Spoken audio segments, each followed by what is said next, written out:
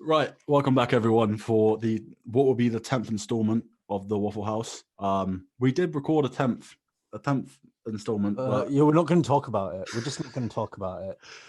Still want to release the best bits. I want to see what were the best bits? Yeah, I can tell you, I was there, and none of it was the best bit. It started off bad, and it just kept on getting worse and worse and worse and worse until like you were all right, and then you started losing touch with reality, and I was stone cold sober, and I started like drifting off of it. I was like, "No, this is fever dreaming. We're done." We're done. Yeah, we basically just got really drunk on a podcast, and it got a bit weird. And I'm the only one with the footage, so I really want to see it still. So I might lock it in a crypt and just no one will ever time know. Capsule. Yeah, so ready for 20 years from now. yeah, it just gets released from that. So right, anyway, to carry on with the introduction, right? Well, obviously still here with my fabulous co-host Luke and Fires. There's no Shiv today, and the reason for it is sadly MF Doom passed away. He has no respect for the deads. Dead rappers. No, it's Fogo for dead rappers on the last podcast. Shit. So yeah, no, MF Doom sadly passed away on Halloween last year, but it only got announced on New Year's Eve. So we wanted to kind of dedicate the first half of this anyway to MF Doom, and Shiv doesn't really listen to him, so it didn't make sense for him to join in. And that might be the way from, if that's a good thing about having so many of us, is we can kind of drop out in and out and talk about different things apart from me. Obviously there'll be some things where like it's a bit more niche to like Shiv than it is to me. For example, like if you're talking about techno and like D&B, that's not really my sort of thing, so I could step back for that. Shiv could come in for an episode just And that's the annoying thing is if people don't like me, they're fucked, because I join in the conversation on everything. I don't care. I'll always be here. I just want to talk about stuff. We're versatile and we're not bored. So, well, Luke's done it for me. The reason why there's a big thing in my video today is because I'm currently in my album mode, which has been announced on my Instagram. Finally, I'm not versatile. I'm just bored. So go follow me on Insta. Go follow all of us on Insta, really. But follow me in particular. So we'll kick it off talking about Doom, and that's a good point about talking about the album. Is that I wouldn't be here to this point if it wasn't for someone like MF Doom, because as we always joke that I always kill off me rapping and whatever. I actually didn't pick it back up until I saw the RZA versus who was it? RZA versus, I can't remember who it was, but it's the Instagram Live when they did the producer. Yeah. I remember the one. Was it RZA? I can't remember who, but fuck. Wasn't DJ Premier, was it? RZA versus DJ Premier? I think it was DJ Premier. It was DJ Premier. So anyway, I got into a load of, after that I was like, oh fuck it, I'm gonna go deep in the archives and pull out all like the old school stuff that I listened to with my friends that I play basketball with and stuff like that. And the first thing that came out was Mav Villainy. And then I heard it and I was like, I'm going to start rapping again because this is just so good. So when he died and it got announced, obviously, Luke, you said you had a little bit too much red wine at the time. I was just miserable. It was just miserable. Yeah. Like, no, it's New Year's Eve. They got announced, and everyone was a bit. My mood just plummeted. I remember I was on dinner table with my family, gonna have a nice time, like watch a little movie with them, and then as soon as I seen that, my mood was just plummeted. I was in my room for about 2 hours, just like listen to Mad Villainy followed by Food, and I was just like, this hasn't helped. I'm still sad. It's weird. It's weird how that like death of people that you appreciate, you never even know, can affect you. Like it's like the same as Kobe, really. Like that just hits weird. I can't really explain it. Like I would listen to MF Doom. Like obviously, Food is like one of my favorite albums. If like it's in my top 5. And it's something I would visit like every week or every other week. But since his passing, I've been playing like just going through the discography, like listening to albums that I'd listened to like once or twice, like Nairobi Doom I listened to like once or twice, but that's been playing constantly since I found out about his passing. Like Operation Doomsday I really enjoyed, but it's one that I hadn't listened to for months. And after hearing of his passing, I've just like come back to it and just started listening to it again and again and again.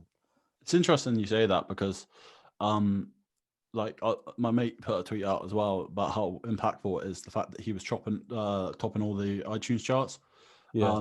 Because he's never been like a chart topping person, a big sales guy. He's just always been that cultural figure, that influence on the people that are chart topping.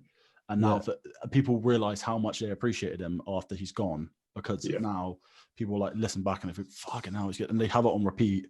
And like for me as well, like Mad Villainy is something I got in, like that's why how I got introduced to him. And that's for me is just a masterpiece of an album. It's so all over the place, but at the same time, it's so coherent the whole way through. Like it's what song is it on the album? I think it's Meat Grinder, where every time I listen to it, I pick up on like a double entendre or a bar or something that I've like missed me the past like couple of hundred times I listened to it. And like literally that's all of the songs. That's most of the songs. But like Meat Grinder is the one that stands out to me because I really like it's that one bar with 7 Alligator 7 that really, really like sticks with me. And like I have no idea what it means, but it's just like so catchy and so punchy that it's just like, oh fuck, that's hard. Yeah. That's the thing with Doom though, isn't it? He's influenced so many, especially lo-fi rappers and such, that they just say shit that doesn't even make sense, but it sounds cool. Like it's like that was Doom's thing, but it sounded fucking awesome. Like what does giving an MC a rectal hysterectomy mean? What does that mean? It sounds really good, doesn't it? You know what I mean? It sounds amazing. Yeah. I think it's one of those where he was taken for granted. Like just to follow up what you said, I think a lot of people, I would say I took him for granted. I definitely took him for granted. Yeah. So the bar is. Then it's last down, 7 Alligator 7, at the gates of heaven knocking, no answer. So apparently this is a dual reference to Touch Football and Sesame Street. I mean, the Alligator King, a comic allegory about filial piety. Notably, the Alligator King question has 7 sons, and the educational purpose of the song is to teach the kids about the number 7. What's the bar as well when he talks about it's like one he just counts up and he goes like, and then he just says a really long drug name for no reason. It doesn't even make sense. I can't remember what tune it's on, but it's like 1, 2, 3, 4 17, and then he's like methamphetamine, and he just says like this long ass drug chemical. I'm just like, I'm trying to find it. It doesn't even make sense. And he says like the Icelandic volcano. Just Elijah Jaffa joke or whatever it is. That he has to point out that it's the volcano out of Iceland because the reference. No one's following that, and I feel like again when we were talking about, you said Doom isn't one that tops charts, and I feel like this is possibly like one of the reasons why, because when I first got into Doom, I was like, oh, these beats are a bit weird. They're not really like my type of thing. And then I listened to him rap and I was like, oh, but I would listen to this again. And the more and more I listen to his music, the more his beats grew on me. So he's definitely like an acquired taste as far as you would go with like musically.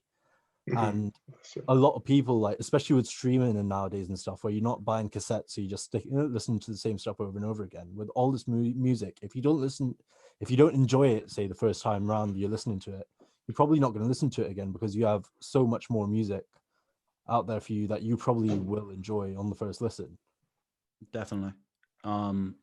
Luke, do you want to add anything on that, or because I've got a point to say, but I'll let you speak. Yeah, I think the beats are sick. I think the beats, the fact that he can make some of those beats amazing rap songs where he's using the weirdest samples possible off of the Spider-Man cartoons and stuff like that. Oh, I love that. I fucking love Spider-Man samples. It's so right up my street.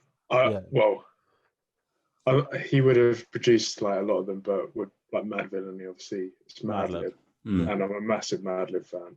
And just those two are so cool, man. Those two are unbelievable on that album. And some of the beats on that album, he just kills all of them. Oh, he kills all. Yeah. I mean, like Luke knows that like I fucking love all my like old school cartoony shit.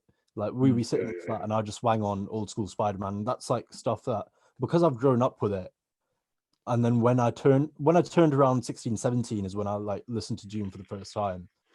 And to have that stuff that was like so nostalgic for me, those like noises and that like sound effects and that whole theme that he like bases albums around, of like being Victor Vaughn, Doctor Doom, King Ghidorah, like stuff like that. It was so nostalgic to me, but I had sort of grown out of it when I was 16, 17. So to have that transferred into something like rap, which was something I was growing into, just made me love the genre even more. And like that's where I have so much love for Doom from.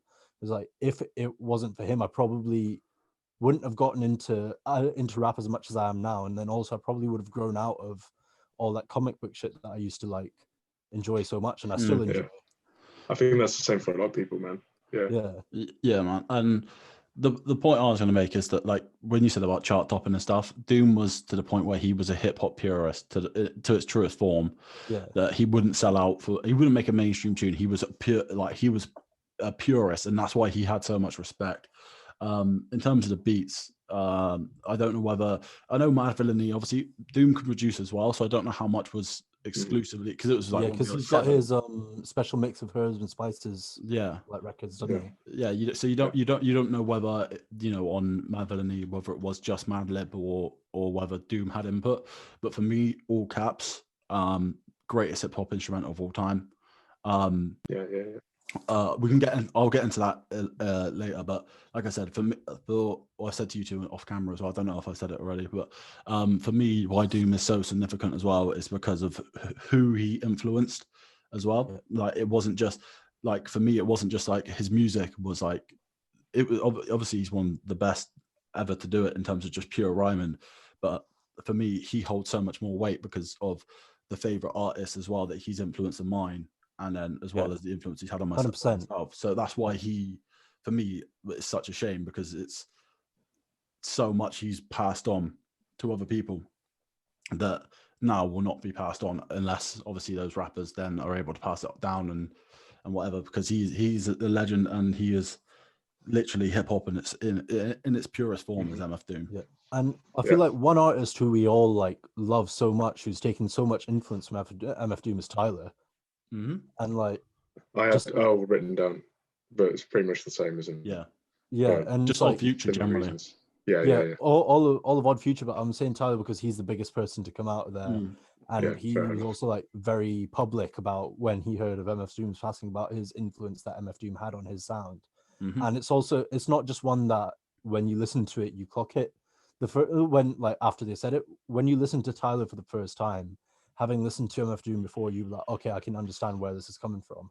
And like, he wears it on his sleeve so much. And without MF Doom, Tyler probably wouldn't have been able to unlock that creative aspect to the same extent, and might not have been as big, and might not have had a similar sound. Just like, there's a lot of stuff that we can't predict because something happened and something didn't happen. But it's just incredible to see that, like, because I think with Tyler as well, there's so many sounds that go into his influence. Like, 100%. Obviously he's not shy. He's not shy about admitting it either. You know, obviously he's made tunes that sound exactly like a nerd tune, and he's like, I wanted this to sound like a nerd tune because I love them so much. But obviously as well, like I said to you two before the podcast when we planned that out, there is obviously people that I want to talk about who he influenced, who have also sadly passed away, but we'll get into that later. And the other thing I want to say as well is that, like, he is the same thing with MF Doom passing is the same, what I can imagine, I wasn't really old enough to understand, but the same cultural impact that it had when Dilla passed. Because Dilla as well, even though he was just a producer, was like hip hop in its purest form from the producer's aspect, whereas now we've got it from the rapper's aspect. That they're both gone now. So hopefully if there is an afterlife, they're up there making some fire shit. Making fucking bangers, man. I want to put this out on public forum as a form of manifestation. So the night of New Year's Eve, the night we heard of his passing, I had a dream about a posthumous album of MF Doom's co-produced by Flying Lotus and Madlib. So here's just... It will happen. Manifesting. It will happen, that's the two big ones, isn't it? Yeah. That will happen. Because after listening to that, right before we heard of MF Doom passing away, I told you too about that MF Doom song on the new GTA station by Flying Lotus. Yeah, and it's produced by Bad Bad Not Good. And I was just listening to that with Flying Lotus as the exec producer, Bad Bad Not Good on the jazz instrumentals and just like overseeing the production, and then MF Doom spitting over that was just unbelievable. It was 7 minutes long and it was just incredible. I was sat there smiling for like 7.5 minutes, just like. And also, if, in case people think that we are trying to capitalize on what's happened or anything like that, like I remember it was one of you two. I can't remember which one of you two it was, but you said you wanted to get a Doom tattoo, and it was like I can't remember. Was it you? It might be a drunk night out for me, man. I feel like... Yeah, I can't say I've wanted a Doom tattoo. I do want a fair few music tattoos, and Doom is on the list. But I did Google it the other day, though. I've Googled. And this is obviously before his passing and everything. This is we would have talked about. He would have. He's one of the artists that would have come around, and we would have spoke about his cultural influence, regardless. I know some people will say that. One thing I do want to get is a Doom signet ring. While I'm out here, just a Doom ring with the mask on my finger. That's all I want for now. He was in my top 5 when we did the first Lost podcast. Oh, he was as well. Yeah. He was. Yeah. Clout there. Free clout. Yeah, you were. Yeah. I listened to an interview he did in like Dublin or something, like maybe 6 years ago. And when he got asked about why he wears the mask, he said he was like, when he finished his first group because his brother died, KMD. Yeah. And then it was around a time when rap was more about how it looks. Mm-hmm. And he just wanted it to be straight skills. And I think he embodies that to the fullest. Mm-hmm. It's just skills. It's just skills. The rhyming patterns are mad. And that's what I see in like Earl's, that's what clicked with me in Earl Sweatshirt's music with the inspiration from him, because the like rhyming half words with other half words by changing how he's pronunciating the words. Multi-syllable schemes. Yeah. From line to line. It's absolutely crazy. It's just crazy. One thing, now that you said that, I want everyone like that's watching this, that they're a bit like, how good is MF Doom? Is like, just go on YouTube, search Meat Grinder rhyme scheme colorized, and that'll show you everything you need to know. And just watching that is incredible. And just also, like seeing how the words light up because they like rhyme with each other, and then like the entire verse is highlighted. Yeah, it's crazy. Mad. And the other thing I want to add as well is that people want to sit there and people who don't make music. This is why I get. It's good to have me here, because I give the artist perspective as well. People who make music or don't make music and think that it's easy, it is not. It's really not. He makes it look so easy, mate. Yeah, it makes it sound exactly. So good. It makes it sound so easy, and it's a coherent sentence, and that's the hardest part. Is anyone can say, just some random shit that doesn't make sense, but it all rhymes. But to have a coherent sentence where everything just rhymes, it's how hard that is. Like, he's rapping about alligators and teaching children the. To be fair, it doesn't make sense. 7 alligators, 7. I don't know. Yeah, it doesn't make sense. How big does your brain have to be? But like. Well, I was also like, I think I was watching the same interview you were talking about, the one in him in Dublin, and he was talking about his creative process, and he says that like, and this is something that I watched a couple of years ago, and I've like tried to follow it to the same extent. And he says when he hits a creative rut, or like whenever he's in a difficult position, he just fucks off for a bit, sits back and like lets it come to him, because he knows that if he tries to force a creative process, it won't be as good as what it can be. So if he's stuck in a rut, he'll like go spend time with his family, go like to his mates or something. And that's something that is not just important to like producing music, but to pretty much everything. And I've tried to like implement that as well. So it's not just musical influences that MF Doom has had. Like that boy, he was a wise man. Yeah, he's a wise man. Do you remember when I came back as well? And that's why people go on my Instagram. The only photo of me is originally with a face mask on, and like he influenced. Like it's like you said with when he's talking about, I want it to be about the appearance, and not about the appearance, and about how well you can rap. Yeah. I basically took that as well. I look at him, like I said, when I came back, it was Mad Villainy and that, and I saw, oh shit, he's not wearing a mask. I don't even know what he looks like. Do you know what I mean? I don't even know what MF Doom looks like. Yeah. And I was like, you know what? All I know is how good he can rap. I want to do the same thing. I don't want people to base their judgment on me based on how I look. Obviously now I don't care, but yeah, it's crazy. Like, he started a wave where, like you said, it went away from appearance and it went towards, you know, how good you can actually sound, because as well, he came through in that era of MTV coming up, big music videos and everything. And, you know, people would be like, you know, Eminem was blessed in that part as well, because he was like, you know, the cute white boy as well, who had the adoration of the young fans. And that's why he got as big as he did, because he even talks about it, you know, how he used to be on the tune White America, when he's talking about how the young kids, they love him and they think he's so cute and all this and that, and that's why he got blessed with it, you know. But people who are clapped, like myself, you know, they get swept aside, you know what I mean? because they don't have the image, you know what I mean? They don't have the pop star looking image. And I feel like with MF Doom, like, he's, like you say about making the look irrelevant, it's not like he was wearing like extravagant fits and that. He was wearing literally like plaid shirts and jeans and some like DC trainers or some shit. And like, yeah, it's what they'd wear in the 90s or something like that, and it just stayed that way throughout his life, you know, from then.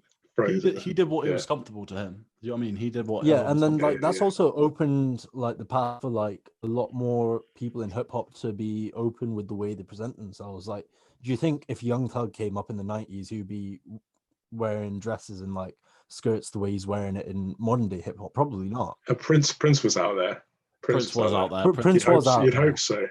Prince was out there. The world was a lot less accepting place back then as well. You need to remember. Yeah, but like obviously MF Doom isn't the sole influence in this. There's loads of influences. Like Prince was doing it. I think obviously Bowie was doing it.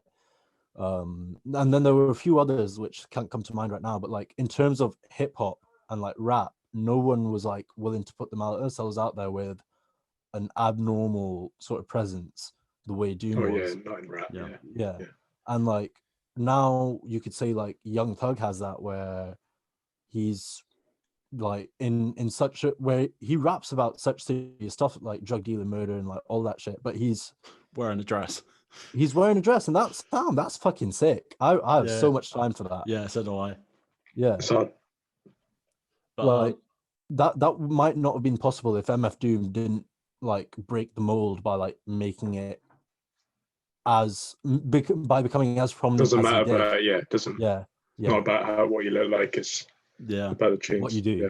It's weird because like I'm trying really hard not to interject, so now I'm going to bring the conversation back again to something that 5 minutes ago. Because I want to let you two speak more as well, because obviously. Yeah. You know, but I was going to say about, you know, when he's talking about creative processes and hitting a rut, is what he's saying is true. I said to you lot the other day that from personal experience, the only time that I ever write is when I'm on the toilet, I'm in the shower, or when I'm driving, because that's when it just comes naturally to you. You play a beat. Yeah. How do you write when you're driving? I just put instrumentals on. I just remember it. Okay. I put instrumentals on, and I think of bars, and I repeat them over and over. I replay it, and then I remember the bars when I stop driving, write them down. That's pretty cool. Yeah. Sorry, carry on. Sorry. So to go all the way back to that point, just to agree with what you said, and everyone needs to take heed of that. Just let it come to you. Yeah, man. Yeah. Just let anything in life, let it come to you. If you try too hard on anything, you'll end up becoming so unstuck, because you come so focused on one thing and trying to do one thing that it becomes, you get so stressed, and it's not worth it. Just let it come to you, and things can take years if needs be. This album I'm working on has been written over a year and a half. Like it's got tunes on there which I started making music again. You know what I mean? It's just let shit come naturally. Do what you want. And like, if you're rushing the creative process, you're not going to do as well as you could do. Not even just creative process. If you rush anything, like if you try and cook food in a rush. I mean, it's end up dead. You know what I mean? You gotta let it come. So pause. Let it come. Pause. Right, Mike. You want to talk about, obviously, it's not just MF Doom. There are people that have been influenced by MF Doom that have passed away. And I remember you love Steez. Yep, Capital Steez is one of my favorite rappers of all time, and his only project out really is American Corruption, and it's got the first track on there is over all caps, and whenever I hear all caps, there's no disrespect to MF Doom, but listen how much I love Steez. I can only hear Steez on it, but you can tell where that influence come from because there's tunes on there that have been produced by MF Doom, and they had it seems like they were quite close as people, and obviously now Steez has sadly passed away. So when Doom passed, the first thing I thought of was the Steez tune, and like it like as well, it made me think about how many people it has influenced. Steez has influenced on me, and you saw it when he passed on social media, how many people were like paying homage to him, and it was literally ridiculous. Like for me, someone who I always considered an underground rapper in MF Doom, and that's why when I saw him working with Steez, I was like, oh shit, man, like Doom's underground. Like why is he working with Pro Era? They're getting quite big. And someone who I always thought was underground in Doom, you saw how much respect he had, even though he remained underground, which is why I said he was hip hop in its purest form, because he was happy to pass the torch on to other people, but he never wanted the peas, or he didn't want the big stream of money, or the like the commercial aspect of it.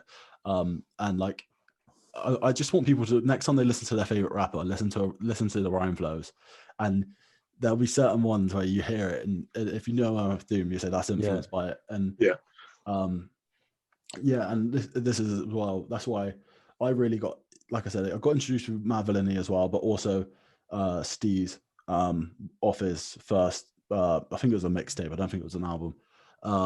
And yeah, like for me, I just want to pay homage to Steez because he's someone who doesn't get talked about because obviously he was Pro Era, and now Joey Badass has taken that and run with it.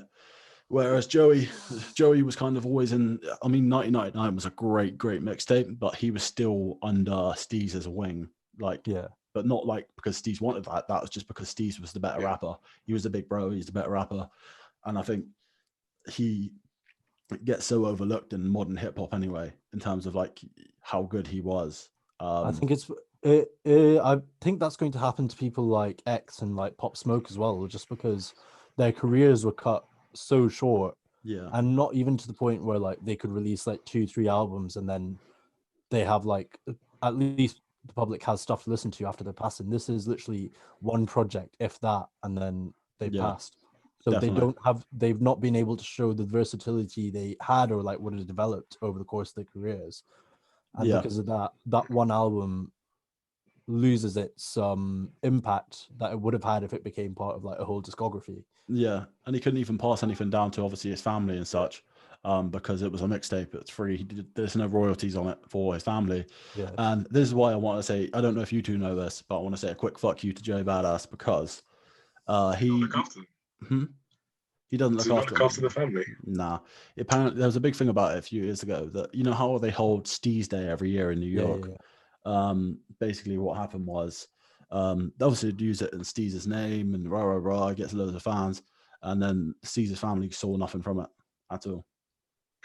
So like this is why like I used to love Joey Badass, and now I'm just like I don't really rate Joey no more because I think he's just taken Steez's memory, uses his name for his own personal gain, and I don't rate that. Not for someone who brought you in. It's like Yams Day. Yeah. Where you're not involved in his mum all the time, like you know what I mean? Like Yams gets so much respect from everyone. You know, Yams' family is sorted. You know what I mean? That's the mob for like with Yams Day as well. Like when you look at the stuff that Rocky and Ferg are posting, Yams' mum is there all the time. Yeah, that's it. I think it's Steez's sister that came out and said it on Twitter. And basically said, "Look, what are you doing? You're using my brother's name and you're not giving anything to my family, despite the fact that obviously he brought you up. You've got all these millions, and we've got nothing." I mean, that is literally it's so dead. So yeah. I mean, I can kind of, if you don't look after them, that is okay. But using his name as publicity, and then not looking after them, and then not looking after it's crazy. It's crazy. That's dead. I mean, so bad. Yeah. No, it's no one's responsibility to be watching other people's pockets and saying, that should be mine or whatever. Like that's just in life. People think that because someone blows up, all of a sudden their money, they deserve something from them. That's never the case. But at the same time, if you try and profit off someone's name, that's crazy. And you say that it's for his family and stuff, and then his family, especially when that person you say was like a brother to you and took you under their wing. Yeah, I think you do that naturally as a human being. You do that. Do you know what I mean? And I don't know about the rest of Pro Era, what they're doing now, but I think this is the thing, is Pro Era kind of dropped off the map now. Like, what was the last thing you heard of something from Joey? Do you know what I mean? He dropped that the light pack over lockdown, which was all right, but it wasn't as good as anything else he had dropped before. It wasn't as good as All American Badass. It wasn't as good as 1999. Yeah. That Beast Coast album was all right, but again, nothing to shout about. I went off him as well when he used one of Steez's bars, but in like a non-homage way. I don't know whether it was paying homage, but do you know One Train by A$AP Rocky? And it's got all the rappers in. Yeah. And Joey says, I've actually rapped over that. Have you? yeah. In a maths. We used to have these maths things. Oh, shit! We had a rap battle in a maths. Shit. In a maths event. And I think me and Priv won. Nice. Shout out, Priv. When you say that, I've done it as well. I finally did it after all these years, and that was only a couple of weeks back. But on my SoundCloud, everyone go check. Like he drops a bar, pass the pot, let me skill it. And I remember my mate turned to me and he was like, "Oh mate, that's a fucking bar," because he was explaining the whole thing, and I was just like, that's Capital Steez's bar. Like, that is Fred's bar. And he didn't mention anything about Steez around it or anything like that. So it just sounds to me like he just bit one of his bars and just fucking used it on a mainstream album and to pass it off as his own. Didn't rate it. So anyway, shall we take a break away from? Before we go for the break, first time listening to MF Doom. Favorite MF Doom song? Mike, go. Accordion or all caps, and with my friends playing basketball. I heard Luke. Probably I think it was a Harry Knight introduction in first year or second year or something. And my favorite song is Curls. For us. My cousin from America came over to visit. He wanged on MF Doom. Since then, been listening non-stop. Favorite song is definitely Rap Snitch Knishes, but also Beef Rap is a close second. Food is the holy grail of rap albums for me. Safe. Oh yeah, Rap Snitches as well. R.I.P. Doom. Rap Snitch Guinnesses. One beer. Incredible. We're just gonna name until this break happens. R.I.P. the super motherfucking villain. Oh, Bistro. Potholders is incredible. Then if we again, Meat Grinder. I know Meat Grinder's on Mad Villainy, but unbelievable tune. Mad Villainy Operation Doomsday, just the title song. Pretty sick. Yeah. All of his artwork. One eternity later. Take the video is sick. The POV one where it's like split in half. Yeah, just the. Then there's the Scarface album, the Czarface album. Yeah, I can't even remember. I really like that album. You know what, boys? We'll move on from naming Doom songs. It's been right. So, obviously, rest in peace to the super motherfucking villain, the man himself. All caps when you spell the name. All caps when you spell the name, and it will be spelled in all caps in the title. Don't worry. Oh shit, what's that? Leave me alone. Right. So, anyway, put your phone on silent. It's not my phone. It's my laptop. All right. Let me. Whoa. All right. That's a hefty laptop notification, right? Yeah. Anyway, so we'll move on to the news of this week, which has been crazy. Trump supporters have stormed the Capitol building in Washington, And what the fuck is going on there? Like, it's just fucking mental, to be honest. Like, when you look at it and the shit they're getting away with, man. Mate, like, yeah, they're the people that complain about terrorists, but yeah, then they go and do that. You know what I mean? They're complaining about terrorists. They're complaining about the country being shut because of COVID. No cunt was wearing a mask. Yeah, they don't like immigrants, but they're like, even if you're upset with the law, you shouldn't destroy public property. Yeah, look at them now. It's the dumbest. Dusty. America have gone dumber. I mean, like, yeah, they're fucking so shit. We said this on the last podcast, or I said this on the last podcast, which won't get released. And I said that Americans are just pussy holes. Like that, all of them are just pussy holes. It's just a fact. They're dumb, but there's no doubt in that. I mean, it's not all Americans are dumb. But Trump supporters, these lot especially. Yeah, oh my word! The Viking man. The Viking man. Oh. Is it good that that's a meme now? Or well, did you see that someone's? I don't know if it's a meme, but it's hilarious. Yeah, that's no, one it is thing. A meme. Like, it is a meme and it is funny, but it's so bad because it just makes people think, "It's like, yeah, I could get away with this." yeah, true. Yeah, I can get to the speaker's seat in Capitol Hill. Also, I can go to Nancy Pelosi's office. That these Trump supporters are the most useless cunts on the planet because they've been claiming all these sort of theories and shit against Hillary, against Nancy Pelosi, against AOC, against all these people. And then when they get into their office, have their computers in front of me, what do?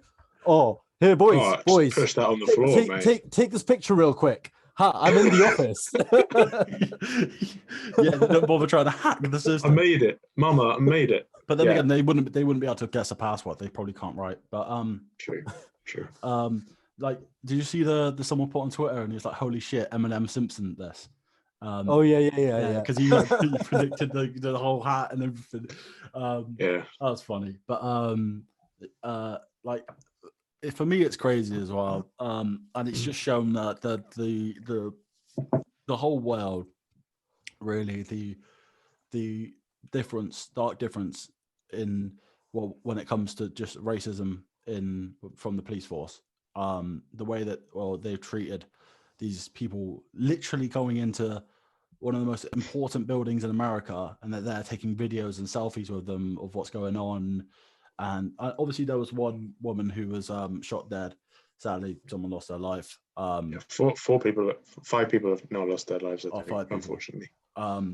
But like, when someone compared during the protests, people that are peacefully protesting, don't get me wrong, there was obviously some rioting from people that maybe weren't necessarily doing it for the cause. You know what I mean? Some people were doing it for their own personal gain. But when it was peaceful protests, you saw the level of like almost military. What's the word I'm looking for? But they were just standing outside the military, and then when they were protesting, there was like no one there, and they're the ones that are really violent. They're the ones that are... One thing that really stood out for me is I'm not going to name call this person because he's not worth my time, but there was this boy that I used to be close friends with. Used to go drinking with him quite a lot whenever I was in London. When the BLM rally started, he basically said that, but when you come out and protest like this, you're asking the riot police to come and hit you, because when the riot police tell you to stand back and you don't stand back, you get hit. And that's what happens when you riot. And then he said something in that group chat that I'm still part of because of the reasons that I have to be part of it. But he's like, I don't understand. Like, I don't know what he said, but he's basically like, this is what I mean when we should be like fighting for our change and stuff like that. I'm just like, yeah, man, it's just crazy. It's a loss. You can't. Bro, and like, I'm not saying this guy like represents all of them, but he does represent like the basic Trump, Boris Johnson, Brexiteer, like, stereotypical thing, where he's like, you're gonna have to show me some facts and figures because I only believe facts and figures from reputable sources. And then when you show them facts and figures, they tell you it's false. I sent him facts and figures from the National Bureau of Economic Research, and he's like, "Nah, G, I don't trust that." Mate, you wait for ONS. You pull up the ONS, and they're like, "Nah, that's not real. That's been controlled by the media." He's like, "Oh, that's big data." I was like, well, "Who do you trust then?" He's like, Nah, "People man. that support my agenda." People like that, Little crazy, data. man. They people like, only work in little small numbers. They don't go past 10. Then, man. You know, it is crazy though. What's that comma? Yeah, it's crazy what's going on there. But like, yeah, like I said, like these people are like stereotypically violent though. Like this is the thing, is that this is why I don't want people to compare it to the BLM riots per se. And these people are gun-toting, incestuous, fucking crazy people. Do you know what I mean? They are morons who are gun-loving, crazy fucking nutcases. Whereas people were just peacefully protesting for human rights. Do you know what I mean? There's okay, fine. There are people in the BLM rallies and the BLM riots burning down police stations, but it's worth noting there's a big difference between burning down a police station because you've been systematically oppressed and like mass incarcerated, which is modern day slavery, compared to invading the Capitol building because your candidate lost an election. Yeah, there's a big difference between the two incidents, and they fail to realize that. Yeah, I'm struggling for words, man. I think it's just fucking stupid. It's like talking about it does anger me, and like it's fine talking about it to you lot because we are quite like-minded and we do hold the same opinion on this. But when Luke's gone, it angers me to the point where like even talking to someone who even might have like good intentions, talking about it and saying like, oh, but like this isn't the way to fix the problem. Have they tried like doing this?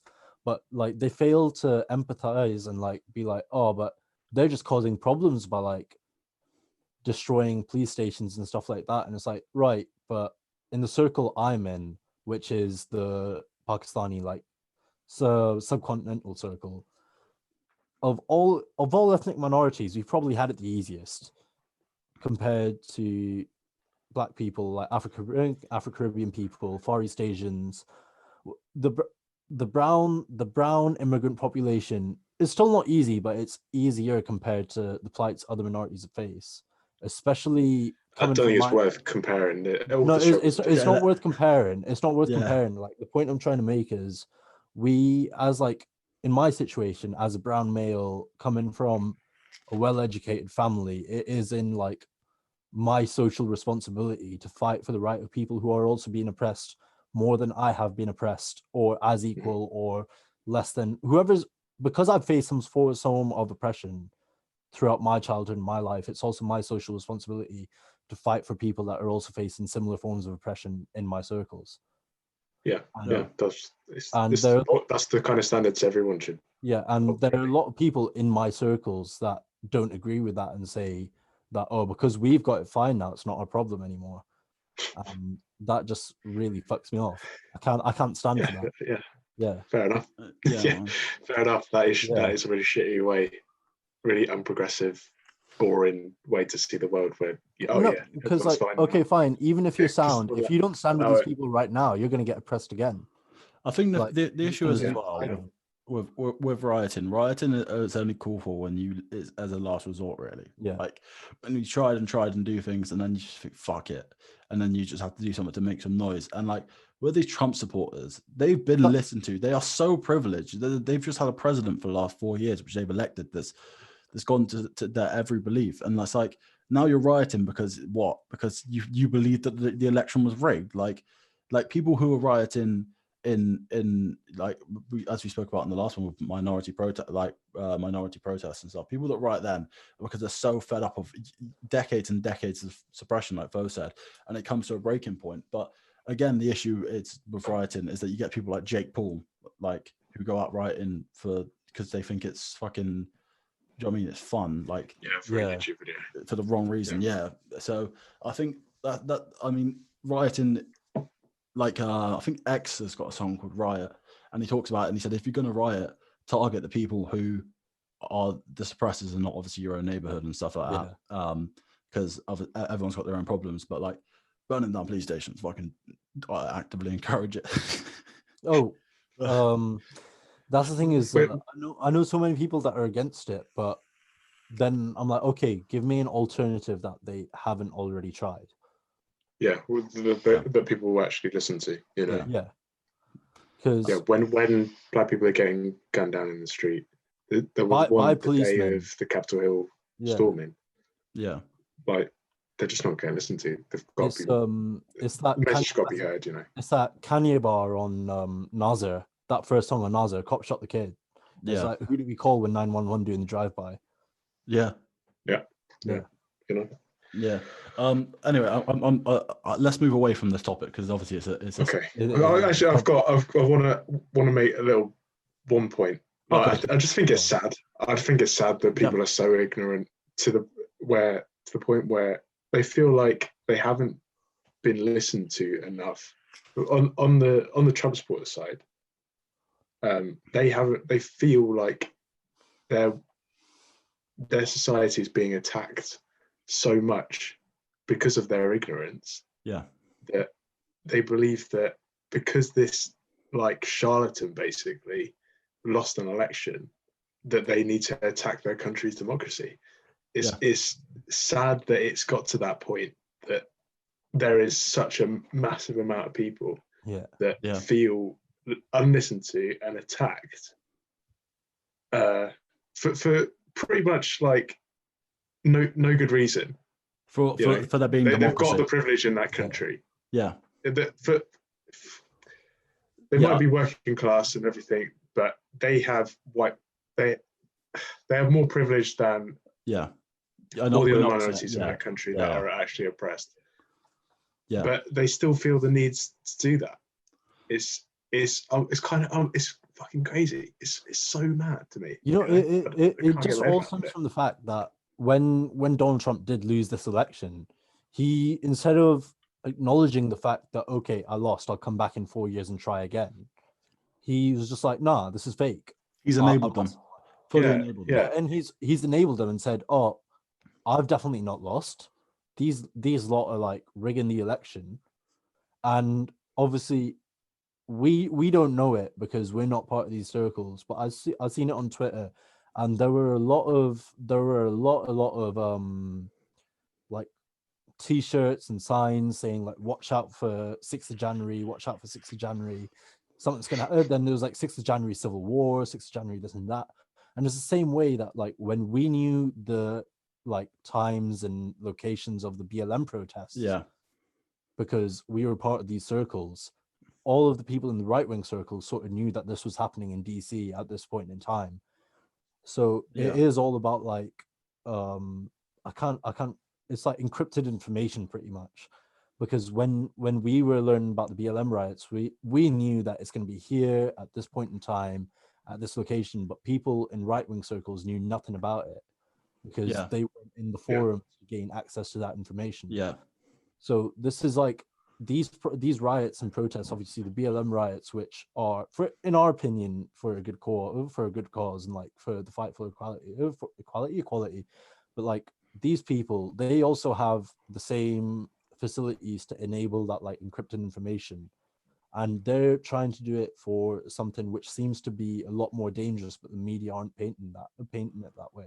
And also Go ahead. I was going to say, I think for me, Donald Trump, even now, is the most dangerous man in the world. 100%. And, you know, you saw it in the video when there's this comparison going around on social media, which is completely valid, when he talks about when the looting starts, the shooting starts, and all this and that, and how to treat these rioters. And then when it's his own fans, it's, oh, we love you, go home, be safe. People, you special people. And it's like, fucking hell, these guys, you've enabled these people so much to thinking, well, this is now, we spoke about it before as well, where this is now a cult. What's going on here? Oh, he's got a cult following to the point where they will do what he says. They don't give a fuck. They will really do what he says. And it's, bro, this man, like, I don't obviously wish death upon anyone, but if this guy's got to go, like, he's got to go. But like, for the sake of humanity, this guy has to go. For me, it just shows the need for organisations like Antifa and Black Lives Matter. Yeah, you know, to fight back against these people. And if someone wants to pop him, please. The ideologies they're promoting. It's mad. It's mad. Please pop this guy because he's a danger to like Western. He's the danger to Western. That might be wishing death on somebody. Okay, regardless of like not wishing death on someone, how do you let so many people into the Capitol building? How? Yeah, how did you let that guy? How did you let that fat fucking? No. My question is, how do you apprentice man both into of the you White House? Both of you seen that granny that's standing there like this? How is she?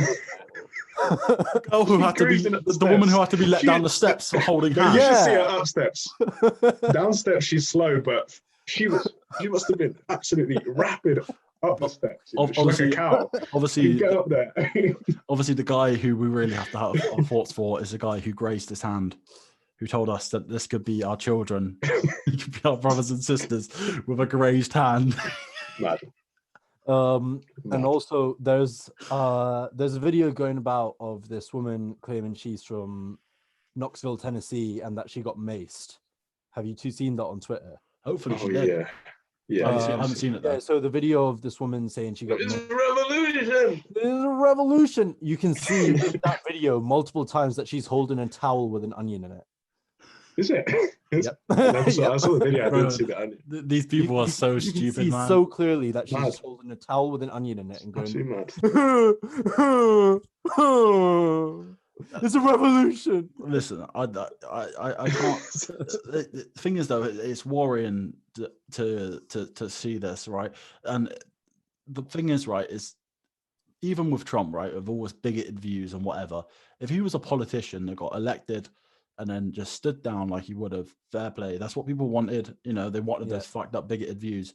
But now it's crazy what's going on. It's the fact that he said he's not going to go to Biden's inauguration, which is the first time an American president's not going to, the holding president is not going to be president, except for obviously the time that geezer got murdered.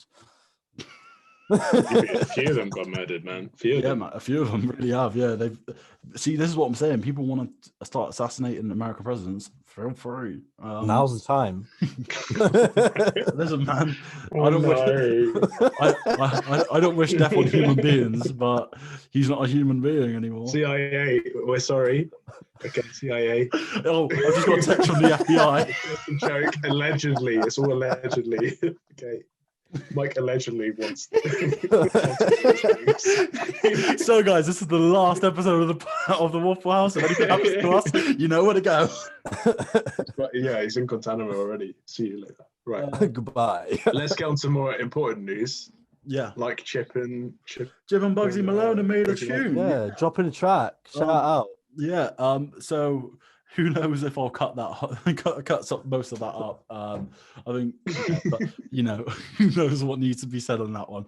But yeah, Capitol building got rushed, and now we'll move on to the more important news. Chip and Bugsy Malone, after 5 years, I said we'll do a podcast on this separately because of that beef was so culturally significant in the UK. Oh yeah. To the point where I was living in Pakistan when this happened, and it made entertainment news in Pakistan.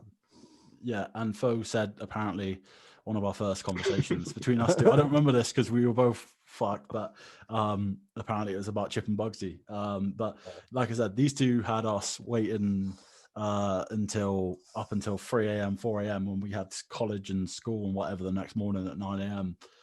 Waiting for a diss track, and Chip would reply within 7 hours, and then Bugsy would take 3 days, and then Chip would do it in 4 hours, and then Bugsy would take 5 days, and then Chip would do it in 30 seconds. But you know, like I won't go into that because I'll be heavily biased towards Chip. But yeah, they made a tune. Have you? You two said you hadn't heard it. Have you had a chance to listen to it in time? Nope. So the first thing you're gonna have to do, Luke might be gone again. Yeah, he's got one eye shut right now, but that's not normally out of normal. So.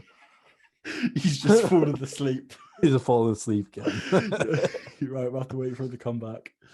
So, so Chip and Bugsy, they made a tune called Notorious. If you haven't listened to it, please go listen to it. That's all I've been playing today. It's fucking everything you've been waiting for 5 years. And I thought when they make a tune, it'd be a bit dead, but it's not. It is a banger, like a big banger. One thing I would give props to Bugsy for is he can do hooks. Wait. Luke's gone again. Oh no, he's back. I'm back again. Hello. Sorry. I put myself on hotspot, so it should be fine. Yeah. So yeah, one thing I'll give props to Bugsy for is he can really do hooks. He's good at doing the hooks. Chip, obviously, Chip is Chip. For me, I won't go into Chip because I'll save it for the podcast that we'll do on that beef because it's so big. But yeah, if you haven't listened to it, go listen to it. Do you know what we should do? We should start a Wafflehouse Spotify playlist. Okay. Yeah, we should. But I want to do that. I could go through all the old episodes and do that. Talk about. We can allocate. And just we'll talk about afterwards. Yeah. And what we just maybe to. 2 playlists. One of ones that we talk about over the course of the week, and one of ones that we're just like listening. We're playing. Right now. Yeah. But yeah. So. Yeah. Anyway, those two made a tune. Banger. Happy that they're not beefing anymore. Because although I think beef is healthy for the scene as long as no one gets touched. It is good. Brings exposure to the scene and other artists, and it gave Bugsy a career realistically. 100%. But and no one dropped from it, nothing like that. So I'm all for it. As long as music stays music, I'm all for beef. But it got to a worrying point where you thought that it wasn't going to stay like that when Bugsy came down to Tottenham, and then you don't know what's going to happen after that because they can see it as disrespect, and everyone knows now from drill music what Tottenham's about. Back then it wasn't. You weren't really too unless you were from there. Obviously, we're not from London, so we don't. Yeah. We don't really know about Tottenham like that. Like we obviously did because of the riots and everything. Like you knew that you had people there that were cruddy, but since drills emerged and you see what Tottenham was about with OFB and MPK, and you think fucking hell, imagine what could have turned out if shit went differently. Do you know what I mean? Between Bugsy and Chip. Also, before we go further into Chip and Bugsy, can I just? I know I shouted out Young Thug in the first part of the podcast, but did you see him on that radio show saying that people, rappers from London don't know what the struggle's about? Oh, fuck it. That's just stereotypical Americans though. Oh my God. And he's like, oh, so these rappers from Atlanta, they go through so much more than someone from London or Paris, as if Paris haven't been setting their whole city on fire for the past 2 years. Bro, have you ever seen Giggs has got an interview from years back with an American Don, and he's talking about how in Talking the Hardest, most of the people in the video are either locked up or dead, and he's like, what were you doing? He was like, selling crack and guns and God knows what. And they're like, you got crack dealers in London? You guys got that there? Vlad TV, I think. Yeah, they're amazed that people in the UK have some sort of struggle, and it's not just easy for everyone here. It's just boring, mate. And the thing is, American music compared to UK music right now is dead. UK music runs the world. MF Doom. Born in London. Shout out. He was. Yeah, he was. Good. Point. Yeah, good. Yeah, nice. Nice. So's 21 Savage, to be fair. So when he talks about Zone 6, he's not talking about Atlanta. He's talking about London, mate. He's talking about where's Zone 6? I don't know, mate. It's far out. We're talking Chelsea. We're talking Bromley and shit like that now. Yeah. You're in deep Kent now for Zone 6,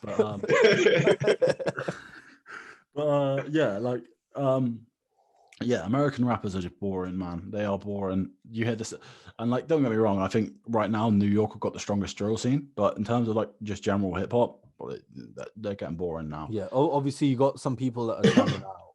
Oh, you got the icons that stand out as well. Yeah.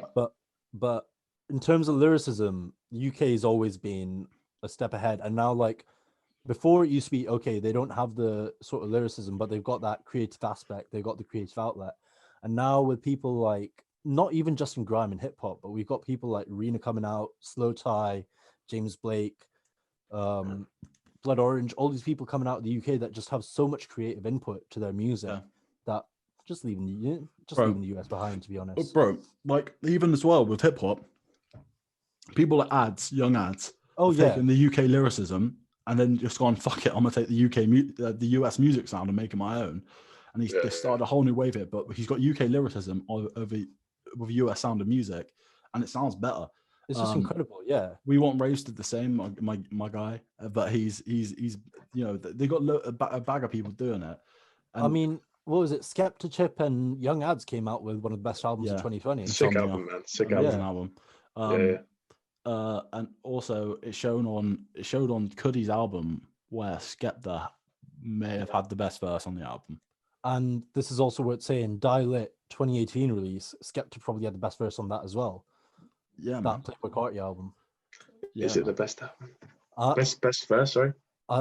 It's the only person that comes. I think the only verse that comes close to it is, I think he spins all the Carti's verses on the entire album. Yeah, possibly, yeah. Possibly. The only one that comes close is the Uzi verse on his. Yeah, I really like the Uzi verse. I don't think it's probably not better than Skepta. But I still think that Pure Water verse from Skepta is just incredible. It's Pure Water. Bro, you need to remember that Skepta's like the UK. He's like the UK Jay-Z in the sense he's been around for fucking donkey's years, and he's been at the top for so long. But he's with BBK and everything. He's obviously not going to appease that Jay-Z's got or the longevity, but he will do at time. Yeah, he's one of the oldest. Just an incredible artist. Yeah. I went off him for a little bit. Why do people not say he's the greatest? Because he isn't. Because in the UK, fair enough. We need to break. I want to break it down. You want me to break it down? Yeah, so he's never had the best lyrics by far. No. You got people like Wretch, Gets, all them lot that are better lyrically. He hasn't got the best flows. Again, Gets probably got the best flow up there. Old School Dizzy's got a great flow. Dizzy, unbelievable flows, yeah. And obviously, he's the reason why I said this I think I said this in another podcast.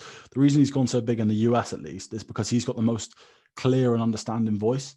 Yeah, he's got a very deep, like almost well-spoken voice that he can be understood. But like for UK, like a US fan would say the best UK artist of all time is Skepta because that's what they know. But like for a UK fan that can understand people like Gets, Wretch, Kano, Dizzy, then it's like, oh, okay, like they're better. And like another reason why he's not spoken as the best is because like old school radio sets that I spoke about in the first podcast we ever did, he would go on there, but he'd go on there with the other top people like Gets and all that, and you would see the mentality that Gets would have on these things. If people get the chance, go back and watch like old school Rinse FM things, old sets, right, with like Skepta and Gets, and Skepta would spit a 16 and Gets would have to do another one, and then Skepta would go again and Gets would have to do another one. He has to keep going, and every time someone jumped in, Gets has to go again. And I need everyone to go and watch as well. Back in the day, Criminal and Jammer had a beef and Temper T as well, and obviously Nasty Crew was a thing because of Marcus Nasty, Criminal's brother, and Gets went on Westwood with Jammer, another one of the Nasty Crew, but then Temper T, and it was a bag of these people from Sloodem, which is Temper T's group, and then it was just Gets. And Gets just took on the entire room. He didn't give a fuck, and he just sprayed over everyone. He didn't care. He walked in there, and he could have turned violent at that point. Like, it really could have, because that beef was actually getting violent. Like, but not like knife-ins and that, but like fights between them. There was a night where Temper T and the punching Grim in the face, and all this kind of stuff. But Gets didn't give a fuck. With Gets as well. A few months ago now, but I was watching, I think in 2015, he did a boiler room with Logan Sama and Kano. Yeah. And I think it's quite a famous boiler room because everyone comes out. Everyone comes out. Is it the one with Stormzy? No, it's not Stormzy. Merkston comes out, as a few others as well. But the one takeaway is, like, I think Kano matches his energy quite well. There's a few others that do, but Gets just goes so fucking hard, man. Bro, in terms of live sets, he's the GOAT. In terms of a live set, he's the greatest. The energy, man. his energy can't always necessarily be matched onto an album. That's why he's considered the GOAT for like his old school radio sets and stuff. That's why people hold him so highly. But listen to one of his albums, you don't quite get that energy because you can't, because it's got to be controlled. It's on an album. Yeah. So that's why people like, you know, Kano more, because Kano can hold. Kano and gets to like Messi and Neymar grime. Like, really are. And then I'm gonna take it back to what you said about the accent, the main thing, which is what I think holds the UK back from bridging over to mainstream. Because if you look at it, Slow Tie, when he had that song about his brother with Mount Kimby and James Blake. And if you notice in Slow Tie's singing voice, he sounds a lot more neutral. He sounds a lot more like well-spoken, but in his rapping voice, he brings out his Northampton and his like Birmingham like a lot more. So that's where you see his alt tunes with like, say, James Blake and Mount Kimby, like Feel Away, and then Toaster even off Nothing Great About Britain. That translates so much better into like American mainstream as like the new song with A$AP Rocky, Mazza. Yeah, that's not been doing that well because people are like, oh, I don't like his voice, and it's like, nah, that's just his accent. Yeah, that's the thing as well. It's not a good song either.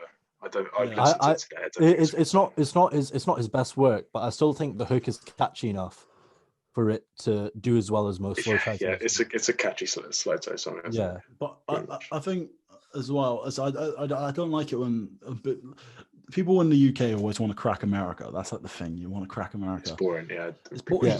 We don't need America anymore. That's really the thing. Don't. What I want to see is I want to see someone who has like a thick like a slow tie style accent, not deviate from it and break America. Yeah, just break America. You won't. But that's not going to happen because of US listeners. US listeners are like, oh, I don't like the accent. So that's fine, but it would be cool to see like even Stormzy.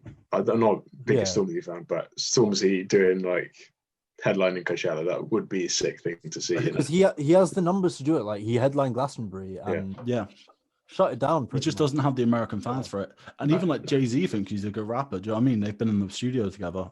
He said it on Jonathan Ross, and it's one of the things that Chip used against him. It's because Jay-Z wanted to jump on to Take Me Back to London, because Jay-Z always refers to the time when he was in London in the Benz back in 1989. And Stormzy was like, "You're not from the UK, mate. You're not coming on the tune." He said that to Jay-Z, you know. Jay-Z. Yeah, it's pretty hard.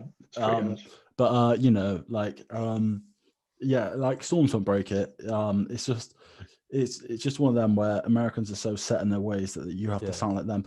You get some people like No Life Shack. Do you know No Life Shack on YouTube? No.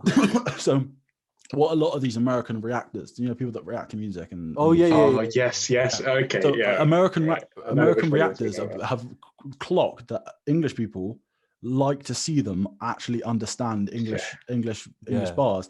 So they've kind of cracked that if they can react to UK music, and that's why you see a bag of American people doing it now, because we actually, when they can actually understand us, we're like, thank fuck, you can actually appreciate it. We really appreciate it.